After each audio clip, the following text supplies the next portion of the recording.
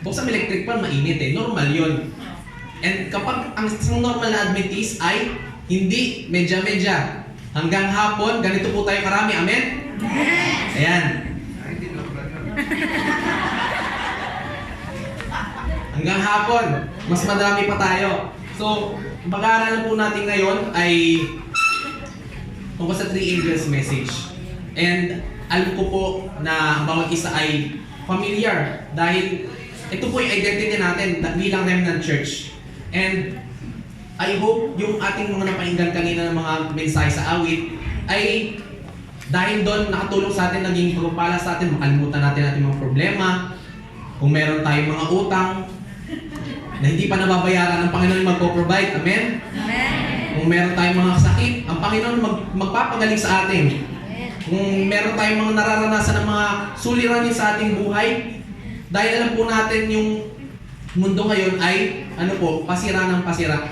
Dahil ito po yung effects of the transgression, effects of sin, na kahit na merong mga ganitong bagay, ang mga Adventista ay positive outlook pa din. Tama po. Kung maalala niyo po, latest may sunog. Saan pong bandang part yun? Meron pong nasunugan tayong mga kaibigan, and bilang isang Adventist na Christian ay merong pag-asa. Tama po. Nasunugan ka na nga, wala ka pang Jesus. Lugi-lugi ka.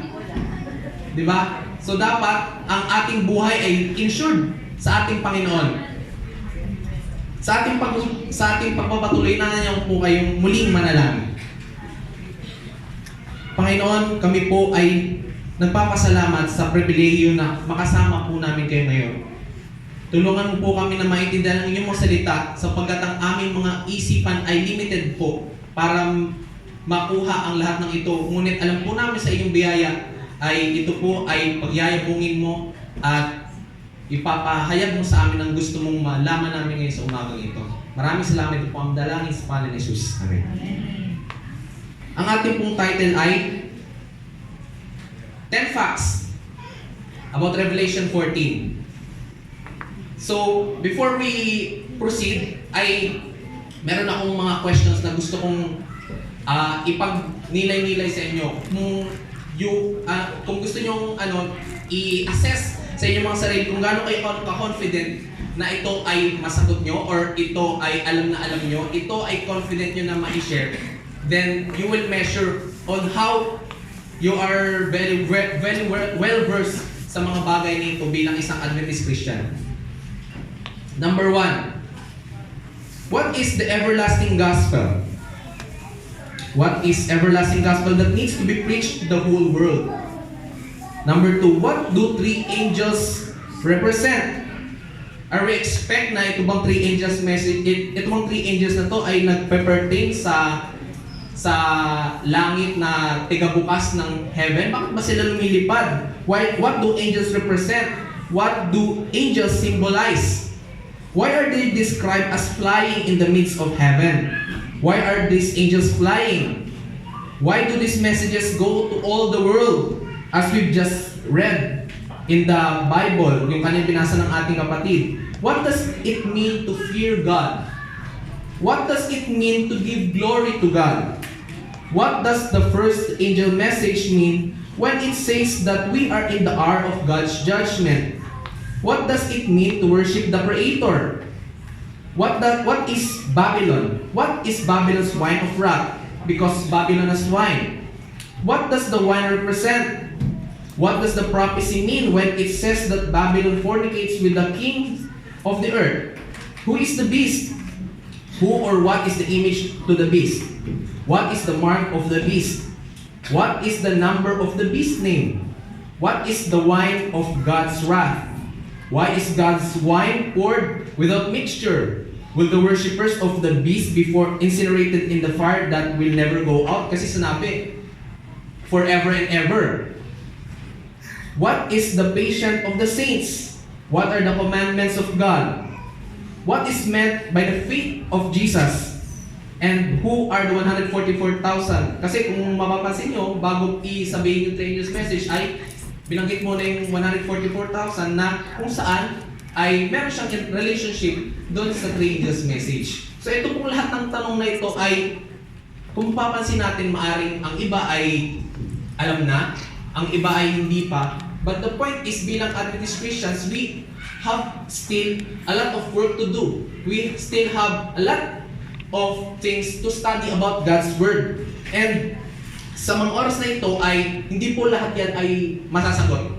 Kundi meron lang po mga ibang topics, ibang mga tanong ay nawa ito ay masagot sa aking pagsasalita sa oras na ito. Nung unang speaker ko ng Revelation 14 or 3 angels message ay natalakay ko yung tungkol sa everlasting gospel. Naalala niyo pa po ba?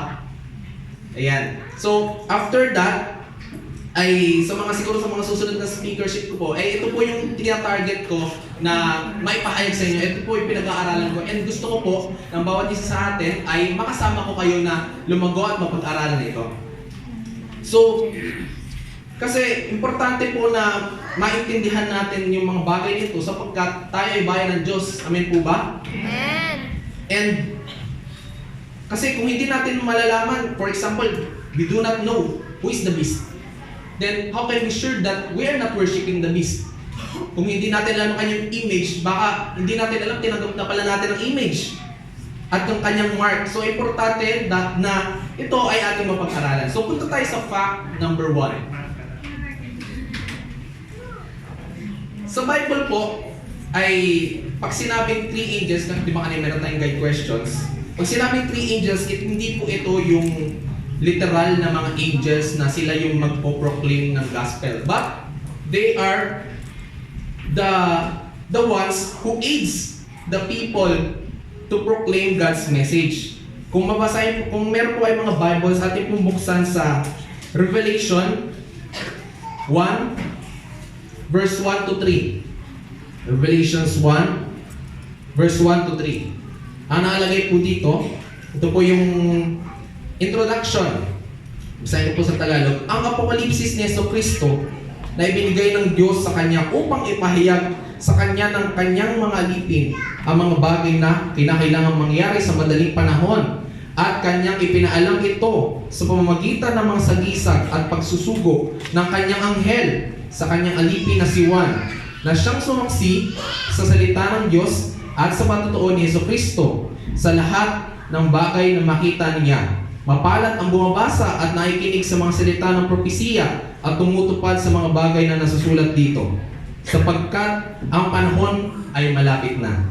So napapansin niyo po ba yung chain of command na ang message galing sa ating Panginoon, ipinadala niya kay Jesus papunta sa anghel, at yung anghel ang nagbigay ng mensahe kay John. Ito John ang kailangan mong i-proclaim or sabihin. Meaning, yung angels na tinutukoy ay ito yung mga angels na they are not literal na sila yung magpo-proclaim, kundi tayo bilang mga tao ay tayo yung naatasan na mag-proclaim ng message na ito sa mundo.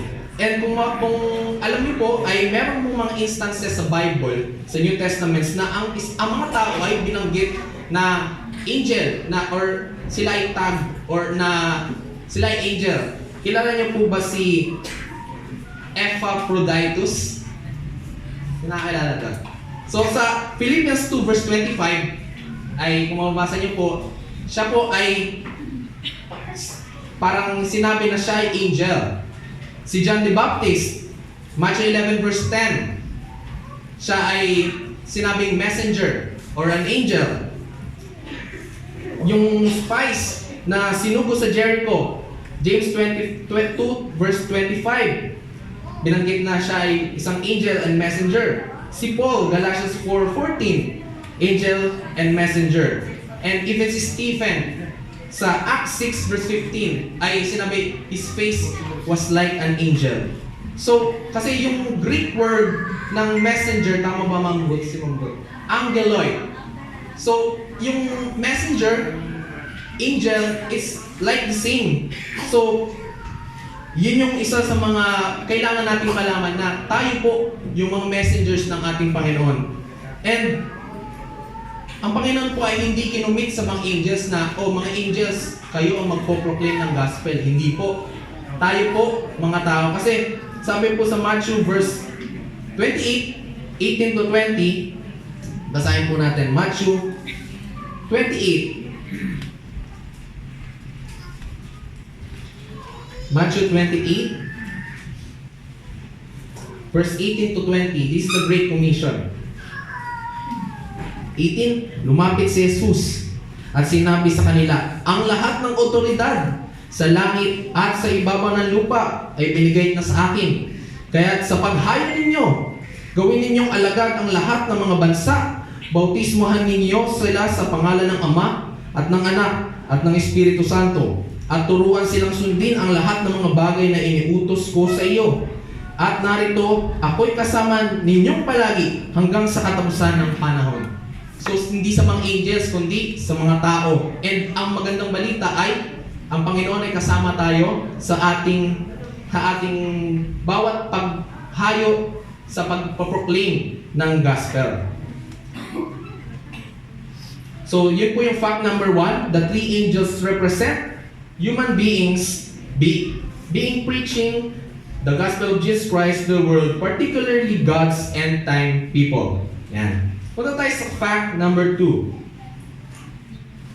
The angels fly in the midst of heaven, which means that their messages are of heavenly origin. Sa Bible po, pag sinabi pong from above, it is pertaining sa ating Panginoon. Ibig sabihin, ang mensahe na yun ay galing sa Panginoon. Kasi kapag sinabi from the sea, from beneath, from the abyss, ibig sabihin sa kaliliman, galing po yun kay Satan. And napaka-importante po na malaman natin at nakakatuwang malaman na yung message na ating pinoproclaim ay galing sa Panginoon. Amen? Amen. Babasahin po natin meron po mga verses na pwede nating ma-check. James 3, ang binabanggit doon na yung power ng Panginoon ay from above. And yung message ng Panginoon ay from above. Sa Revelation 18:1, ating tunghayan, Revelation 18:1. Pagkatapos ng mga bagay na ito ay nakita ko ang isa pang anghel na nananaog mula sa langit na may dalang kapangyarihan at ang lupa ay naliwanagan ng kanyang kaluwalhatian. So from above, galing sa kalangitan. That is fact number 3. Na ang message na ating pinoproclaim is galing sa langit, sa kapangyarihan ng ating Panginoon. Fact number 3. The loud voice represents the power and authority with which the message is announced. So yung loud voice na tinutukoy dito, ang Greek word na sinabi is megaphone. So anong mapapansin nyo? Anong meron din sa word na megaphone? It's like a megaphone. Tama po ba? Yung megaphone, kapag ginagamit natin sa ating mga campings, nung tayo nagkaroon ng camping saan nga yung camping natin yun? Sa Kuya Rico lagi nagme-megaphone, naririnig natin lahat. And the message of God, ang Panginoon, yung message niya galing sa langit at gusto niya ito ay i-announce ng maririnig ng lahat na hindi minumute yung megaphone, na hindi natin pinapatay or lagi nating sinasambit na ang goal kasi natin is to proclaim the gospel with great power that comes from God. Yun po yung ating fact number 3. Fact number 4. The angels fly, which means that the messages are to be announced with utmost velocity. Sa Revelation 14:6, ating pong basahin sa Revelation 14:6. At nakita ko ang isang panganghel na lumilipad sa gitna ng himpapawid na may walang hanggang ebanghelyo na pinahayag sa bawat naninirahan sa lupa, sa bawat bansa, lipi, wika, at bayan. Utmost velocity. Yung angels, gaano ba kabilis yung angels lumipad? Ganon gusto ng Panginoon na ang message niya ay makarating sa buong mundo. Gaano po kabilis yung angels? Basahin po natin sa Ezekiel 1 verse 13 and 14.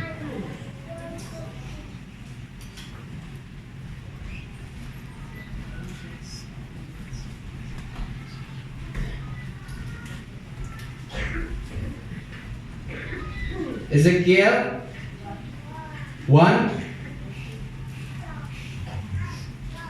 verse 13 and 14. Nakita na po? Sa gitna ng mga nilalang na may buhay, gaya ng mga bagang nagniningas, parang ang mga sulok na nagpaparot-parito sa gitna ng mga nilalang na may buhay. Ang apoy ay maningas at mula sa apoy ay may lumabas na kidlat at ang mga nilalang na may buhay ay parang tumakbo parot-parito na parang kislap ng kidlat. So ganun po yung mga angels. Ganun sila kabilis lumipad, like a speed of lightning. And ang message ng Panginoon, gusto niya na through us ay as like a speed of lightning. Pero kung mapapansin natin, bakit parang ang tagal? Kasi we are expected na kung mabilis yon like a lightning, we know that the end will come after these are being proclaimed. Bakit matagal? It's because sometimes we tend to not to let ourselves being controlled by the power of God, na hindi natin na bibigay yung best natin para sa Panginoon, na hindi tayo nakaka-work sa kanyang gawain, kaya nagiging matagal. And we are being called na like the speed of lightning. Kung ikaw nga ay naghahabol sa mga requirements mo, na yung requirements mo sa school ay deadline, yung mga deliverables mo sa office ay deadline, and ikaw ay naghahabol, yon hindi pa speed of lightning yon, pero ikaw ay nag-effort na tumugon. What more sa mensahe ng ating Panginoon na He is calling us na like the speed of lightning. And we can do it only by the power of God. We need to trust and we need to ask for His power to be with us. Daniel 9 wants to understand about the prophecy of 2,300. Dun sa panahon na yon, sa Daniel 9, kung makakita natin yung verse na yon, si Daniel po, nag-pray siya. Sabi niya, Panginoon, gusto kong malaman kung ano yung tungkol sa 2,300 prophecy. And gusto ko naintindihan ito. After nung prayer niya, sabi sa Daniel 9, ay katabi niya na si Gabriel. Ganun po kabilis ang mga angels.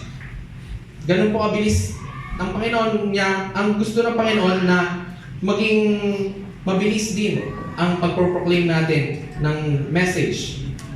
Fact number 5. The messages are worldwide in scope. So pangmalawakan, hindi lang po para sa mga Hudyo. Kasi most of the Christians denominations like Pentecostal or Evangelical, they believe that yung 3 angels message na nakalagay sa Bible will be happening after na-rapture yung church sa heaven. But ito po ay taliwas sa kung ano yung mababasa natin sa Bible. Kasi they believe that all the content from Revelation 4 to 19 is applicable to the Jews. Pero sabi po sa mga binasa natin mga verses, it should be proclaimed to every nation, every tribe, and every tongue. So, hindi lang po siya para sa Jews, para po sa lahat ng tao. So, ating pong basahin sa Matthew 24 verse 14. Matthew 24.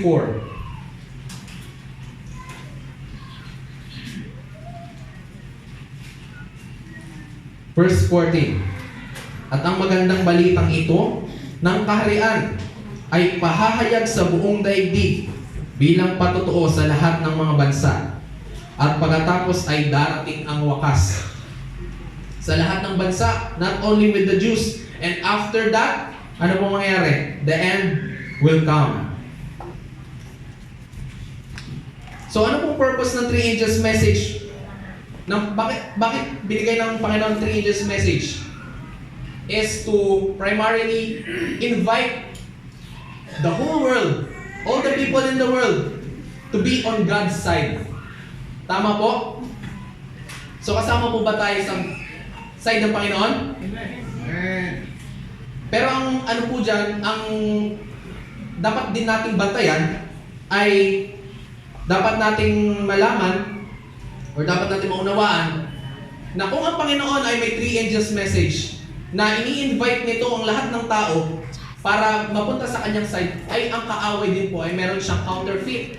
Ibig sabihin, peke or parang kahalintulad, parang pag nakita mo ito ay parang totoo, but then it will lead you to the side of the devil. And we need to know that. Basahin po natin sa Revelation 16, verse 13 to 14. Revelation 16. Revelation 16, verse 13 to 14. At nakita kong lumabas sa bibig ng dragon, at mula sa bibig ng halimaw, at mula sa bibig ng bulaang propeta, ang 3 espiritong parumal-dumal na gaya ng mga palaka. Sila'y mga espiritu ng demonyo na gumagawa ng mga tanda, pumupunta sa mga hari ng buong daigdig upang tipunin sila ng digmaan ng dakilang araw ng Diyos sa mga pangyarihan sa lahat. So alin po yung 3? Bibig ng halimaw, bibig ng bulaang propeta, at bibig ng dragon. And saan daw po lumalabas? Sa bibig. And ano po yung ginagawa ng ating bibig? Bukod sa kumain, ay ito po yung ginagamit natin pagsasalita. And ano po yung sinasalita nila? Ito po yung message. Ito po yung counterfeit message. Dahil ito po ay message na galing saan? Espiritu ng mga demonyo na gumagawa ng tanda. So, ito po yung kailangan natin bantayan na kasi yung pagka resembling counterfeit, ito ay peke, pero hindi mo siya ma-identify na peke para sa pera. Pag hindi mo kabisado yung pera, ay ikaw ay madalaya, meron kang peke pera. So we need to study about this and we need to identify which is the genuine and the fake. So, bakit gusto ng Panginoon na yung 3 angels message ay maparating sa buong mundo, into all the world? Kung nakita po natin yung Revelation 17 verse 1, Revelation 17 verse 1, at dumating ang isa sa 7 anghel na may 7 mangkok na nagsalita sa akin na nagsasabing, halika, ipapakita ko sa iyo ang hatol na sa tanyag ng mahalin na babae na nakaupo sa ibabaw ng maraming tubig. Pag sinabi pong maraming tubig, or nakaupo sa ibabaw ng maraming tubig, ay ano po ibig sabihin? Ang ibig sabihin po nito ay ito po ay nagro-rule. Ito ay most powerful sa ibabaw ng mga tubig. Revelation 17:15. Sinabi niya sa akin, ang tubig na iyong nakita na kinaupuan ng mahalin na babae ay mga bayan, napakaraming tao, mga bansa, at mga wika. So ibig sabihin yung harlot na sinasabi yung babae ay sits on many waters, na yung waters sinabi sa 15 ay andun yung mga maraming tao, maraming bansa at maraming mga wika. And ang message, the angel's message, gusto ng Panginoon na ito ay maipahayag sa maraming tao, sa maraming bansa at sa maraming wika. Kaya ang question is, what message do we need to hear? What message do we need to accept?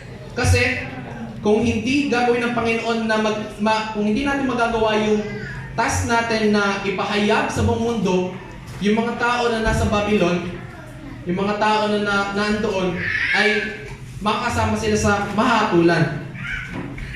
So importante na hindi natin maisarili yung ating knowledge, kundi maipahayag din natin sa maraming mga tao. So, dalawa lang naman yung pwede natin matanggap is yung seal ng Panginoon, seal of God, and mark of the beast. Okay? So that is fact number 5. Fact number 6. The messages must be proclaimed in their proper order. Bakit po? Yung first angel's message, second angel's message, and third angel's message, bukod sa they are ordinal, they need to be in order kasi if you first discuss about the third angel message, they will not understand, or when you discuss the second without discussing the first, it will not make sense. Bakit? Kasi meron siyang order. Kung mabasahin natin sa Revelation 14:6, balikan natin yung verse, Revelation 14:6. At nakita ko pa ang isang anghel na lumilipad sa gitna ng himpapawid, na may walang hanggang ebanghelyo na ipinahayag sa nanirahan sa lupa. Sa number 9 naman, isa pang anghel. Ang pangatlo, sa number 8, isa pang anghel sa pangalawa. So yung una, sinundan ng pangalawa, at sinundan ng pangatlo. Merong ordered. Kung sa English yan, ay merong followed, and another angel followed, and the third angel followed. Akin pa pong ipapaliwanag ng mas maigi na kung naalala natin yung Babylon, bakit yung Babylon ay na-fall? Why they are called fallen? It's because they rejected the message of the first angel message. Na ang Panginoon gusto niya na sabihin muna natin, i-proclaim muna natin in order first angel's message, kasi yung first angel's message, andun yung good news na fear God, give glory to Him, for the hour of judgment is come. Kasi it will not benefit the person who will hear the second angel's message if he or she did not understand the first. So ano naman kung Babylon is fallen, hindi niya kasi naiintindihan yung first. So kailangan in order. Yung first muna, nandoon yung command ng Panginoon. Maintindihan na natin na yung first angel is command ng Panginoon na we need to give glory and fear God, for the hour of judgment is come. And yung second angel's message ay nagpapatungkol sa isang lugar na kung saan gustong umalis ng mga tao doon ng Panginoon. Gusto ng Panginoon na umalis sila doon kasi yung lugar na yon ay ito yung lugar na ang mga tao, or ito yung mga hindi sinusunod yung first angel message kasi nireject nga nila. And yung third, ito yung wrath of God. Ito yung mangyayari doon sa mga tao na nandun sa Babylon na naiwan. So, we need to proclaim the three angels message in order. Kasi kung kung mapansin natin, ang Babylon, kung kasama tayo sa Babylon, ay hindi niya kinakatakutan ng Panginoon. Ang sabi sa first angel's message is, fear God. The Babylon, it does not fear God. The Babylon does not believe that the hour of judgment has come.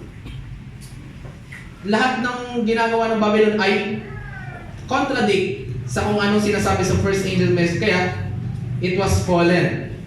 And sabi sa third angel's message, woe to you who worship the image or receive his number or mark, because you will receive the wrath of God without mixture. That's fact number 6. Fact number 7. The messages of God are final appeal and message the world before the close of probation and the second coming of Christ. Revelation 14:14. Ano sabi sa Tagalog? Revelation 14:14. Pagkatapos ay nakita ko roon ang isang puting ulap, at nakaupo sa ulap ang isang katulad ng isang anak na tao, na sa kanyang uloy may isang gintong korona, at sa kanyang kamay ay may isang matalas na karit. So, after nung three angels message, ito yung next na scenario, na ang Panginoon ay lalabas at meron siyang sickle or karit, matalas na, because He will now harvest yung mga tao na on His side and not on the other side. So, technically, after the three angels message, it will be the final message of God sa atin. Kaya, dapat magkaroon tayo ng urgency na maintindihan ito lalo, dahil it's a matter of life and death na kailangan nating Kapag na-miss natin ito, ay eventually baka hindi natin alam, nasa ano pala tayo, ripened na pala tayo dun sa mga grapes na tinatawag sa Revelation. That is fact number 7. Fact number 8. The proclamation of 3 angels' message are accompanied by the power of the latter rain. So the message accompanied by the latter rain will divide the world into 2 groups. Kasi po, kung I am not familiar about farming, but it says that the early rain on the scriptures, it says to germinate the seed and to help it grow.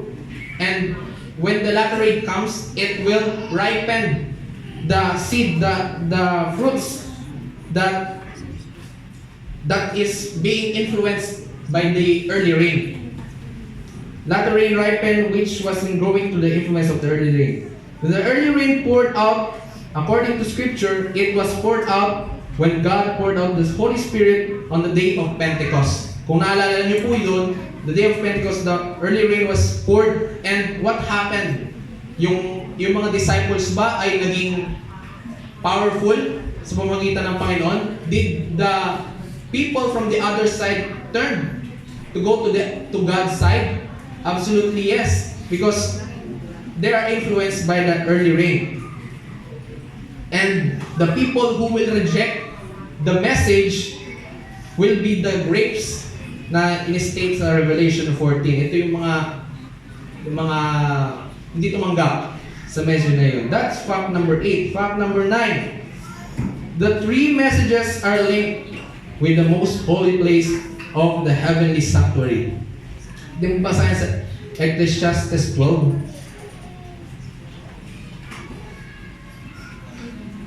Ecclesiastes.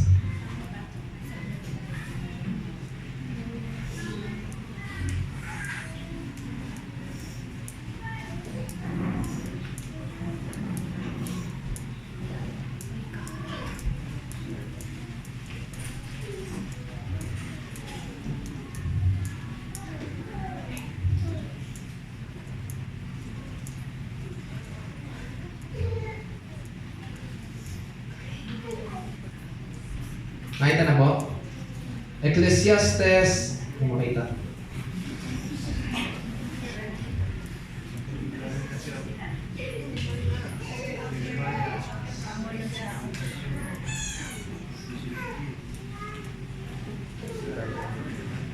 Ecclesiastes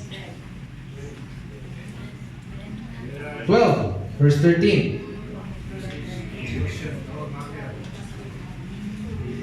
Here is the conclusion of all matter. This is the duty of the Lord.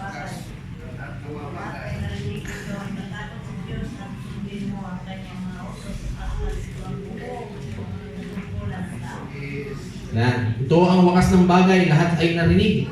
Matakot ka sa Diyos at sundin mo ang kanyang utos, sapagkat ito ang buong katungkulan ng tao. Ito pala ang ating katungkulan, buong katungkulan bilang mga tao.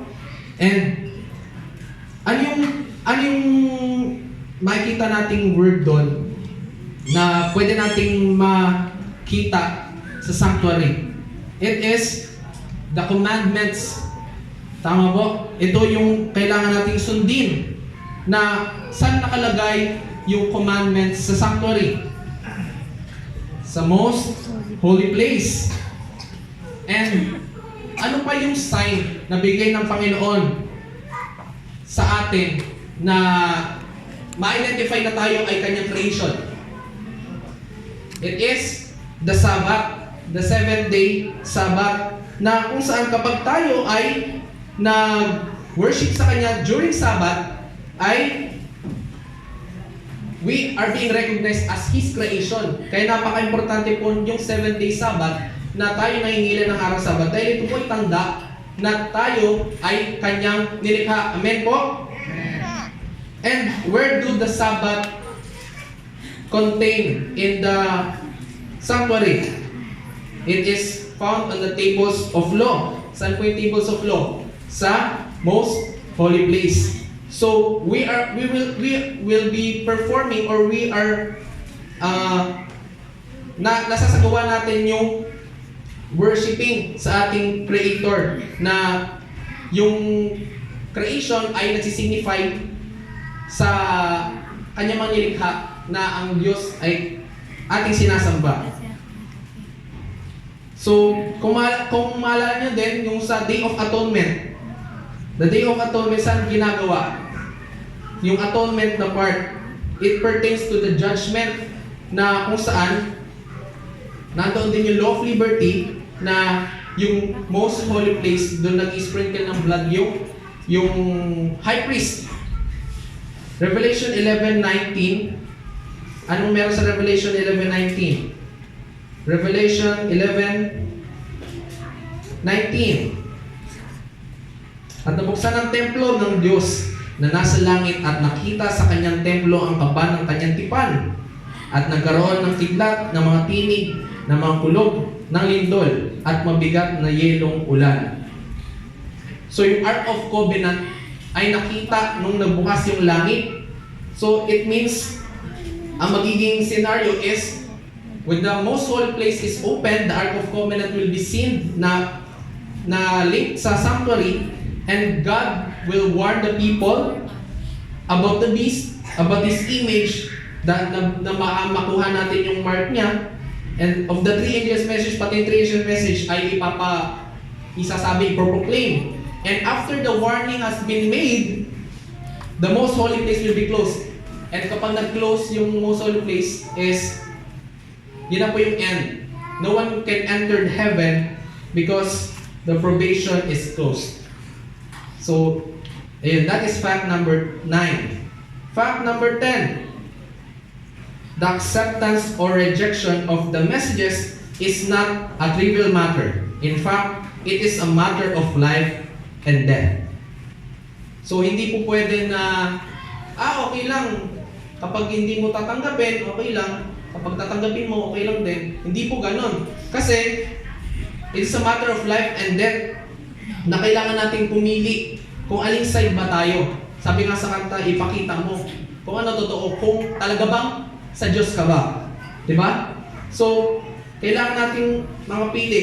The Bible says, those who will accept the three angels' message will receive the seal of God and will be saved na mapupunta sa langit. Those who will reject it, it will receive the image of the beast and the wrath of God. So it is a matter of life and death na yung pagpili natin na yun ay very important. Kasi kung pinili natin three angels message, ay we will receive the seal of God. And kung pipili naman natin yung i-reject naman natin, ay we will receive the image of the beast and the wrath of God. Ang ating oras po ay 11:44, but then meron po akong bonus facts. Dalawang bonus facts. Gusto niyo po ba ng bonus? Sa school po namin, dati nag-aaral kami, ay kapag may exam, ay ma'am, pwede may bonus. So, gusto po natin lahat ng bonus. So, bonus fact number 1, fact number 11, God will have a people who will accept, proclaim, and obey the three angels' message. Revelation 15. Revelation 15, 2-4. Revelation 15, 2-4. At nakita ko ang tulad sa isang dagat na kristal na may halong apoy at ang mga dumaig sa halimaw at sa larawan nito. At sa bilang ng pangalan nito ay nakatayo sa tabi ng dagat na kristal at may hawak na mga alpa ng Diyos. At inaawit nila ang awit ni Moises na alipin ng Diyos at ang awit ng kordero na sinasabi, dakila at kamangha-mangha ang iyong mga gawa, O Panginoong Diyos na makapangyarihan sa lahat, matuwid sa tunay at tunay ang iyong mga daan, ikaw na hari ng mga bansa. So napaka good news po nito na merong mga tao na they will accept the message and they will be victorious. Ang tanong po ay kasama po ba tayo doon? Parang mahina, hindi yata tayo victorious. Kasama ba tayo doon? Yan. And I hope and pray na ang bawat isa ay makapag-aral and will determine the genuine and the counterfeit. So we will be truly victorious by the grace and power of God. And itong mga nagtagumpay na ito, They do not worship the beast. Kasi tulad ng sinabi natin kanina, kung hindi natin alam kung sino yung beast, we might end up worshiping the beast. We might end up getting or worshiping his image and getting his mark. So, importante po na malaman natin yung mga bagay na yon.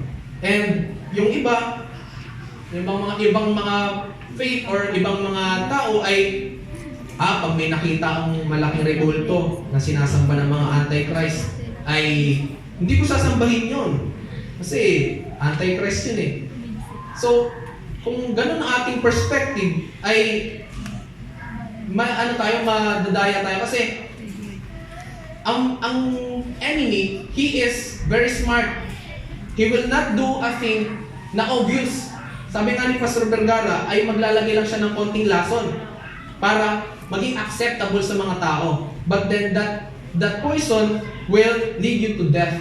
So importante po na makita natin yung mga bagay na ito.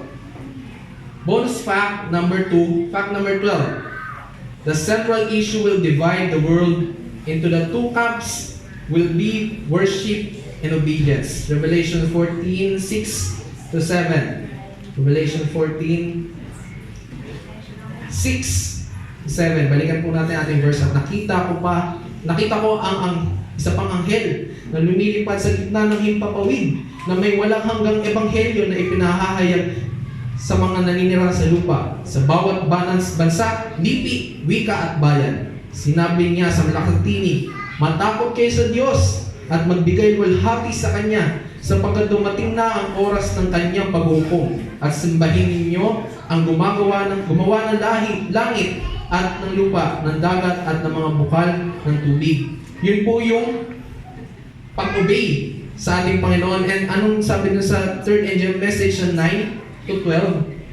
At isa pang anghel sa pangatlo ay sumunod sa kanila sinasabi sa malakas na tinig kung ang sino man na sumasampa sa halimaw at sa kanyang larawan at tumatanggap ng tanda sa kanyang noo, ako sa kanyang kamay ay iinom din naman ng alak ng puot ng Diyos sa inihahandang walang halo sa kopan ng kanyang puot at pahirapan sa apoy at asupre sa harapan ng mga banal na anghel at sa harapan ng kordero, and so on. So, ito po yung systems na magkakaroon in the end times. It's either of worship the Lord or disobeying Him. These two systems will demand worship, God and the beast. So we need to identify, we need to know who we are truly worshiping. Is it God or the beast? And tulad nga ng lagi nating sinasabi is magkaroon ng counterfeit creator. Bakit ba natin sinasamba ang Panginoon? Kasi tayo ay Kanya nilikha. And tulad nga ng sinabi kanina, the Sabbath is the one that indicates or will tell kung sino Kanya mga nilikha. And kapag hindi natin na-fulfill yung Sabbath worship, ay we are worshiping the other system that demands worship. It is the beast. So, malaking pasasalamat ko ng bawat isa ngayon ay nakaka-fulfill ng worship. But atin ding tandaan na kailangan ay yung worship natin ay genuine din. And that's all for our facts. So meron po ba kayong mga natutunan? And I hope and pray na yung ating mga napag-aralan ngayon ay madagdagan pa sa mga susunod na araw. So yun lamang po at maraming salamat.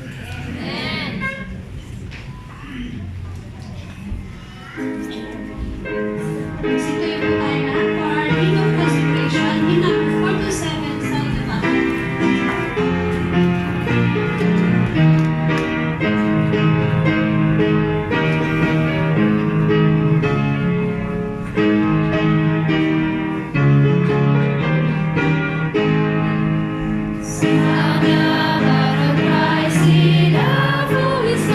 Praise to Son, high for the Lord.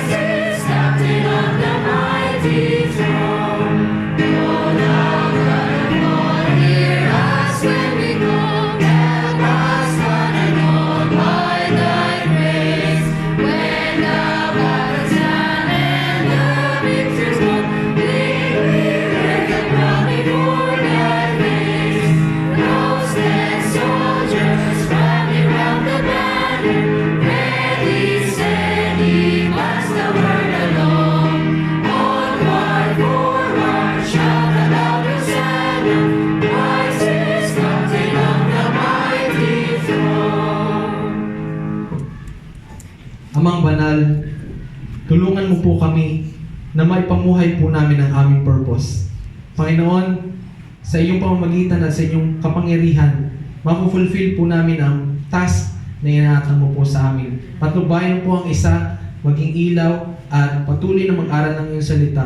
Maraming salamat, Panginoon. Ito po ang dalangin sa pangalan ni Jesus. Amen. May maraming trumpet, may maraming story.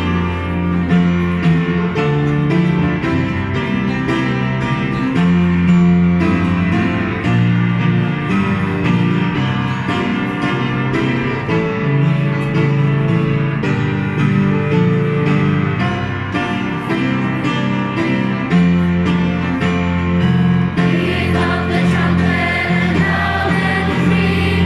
Jesus is coming again. Cheer up, little lips, be joyful and sing. Jesus is coming again. We have His hope that burns within our hearts. Faith in the promise of His word. We believe that time is here when the nations far and near shall awake and shout and sing. Hallelujah, Christ is here. Coming again, coming again. Jesus is coming again. We have this hope that burns within our hearts. Hope in the coming of the Lord. Coming again, coming again. Jesus is coming again. Manatili po tayong umupo para po sa ating announcement.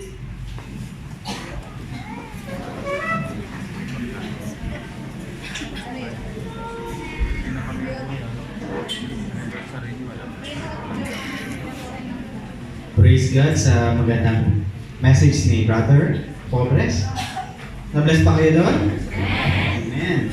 So I hope na makikita pa rin namin kayo sa afternoon. Parang may narinig amen.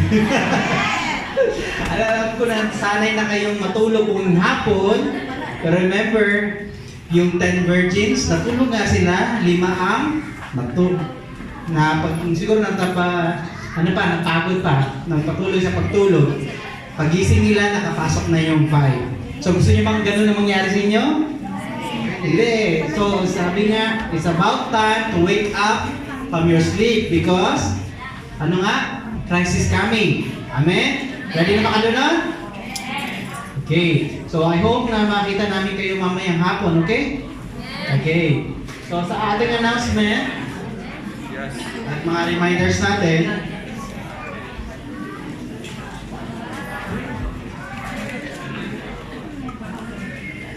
okay, papasalamat tayo sa floral offering ng ating Brother Jasper Dan at si Brother Erwin Makalang. Sa next Sabbath po, March 2, si Sister Carla, si Brother Limuel, and Brother Samuel Lucas ang magbibigay ng flower offering. Okay. And midweek service, so remember, small group in charge, Amethyst group, by Brother Luigi. Sa Vesper naman natin, ang department in charge, si Brother Wilfredo Makalam. Ang topic natin po, counsels on diets and foods. Maganda po yan, maka-attend po kayo para at least malaman nyo yung proper diets and talaga na gusto ng Diyos para sa atin because this is a preparation natin for the last days. And next nating announcement. Sa last minute. Pathfinder po at 1:30 p.m. AY service, family training po, 1:30 p.m. rin. So please come po para at least makita niyo yung programa na inaano natin para sa family. Okay. Next, sis. emergency board meeting after AY, right? Special na. You have more announcement? Special board. Investment Day, March 2, 2019. So next week, yun, next Sabbath. Next Sabbath pa yun. What's that? Global Youth Day on March 16, 2019. And Global Youth T-shirt, meron po tayo. Ano niya po, look for Brother Carlo Basilio. Okay, wala na tayong ibang announcement. Wala na ba kayong gusto March i-add? 16 yun eh, March 16. Okay. Thank you po sa pag-attend. I pray that you will be blessed more as you attend this afternoon. And may God keep you safe as you go home. Happy Sabbath ulit po. At anniversary ng ECM, invited kayo.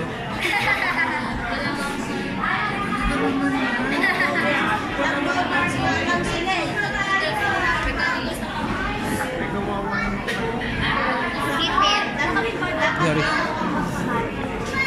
Ayun, nagsinipit ako. Mabuta mo kaya.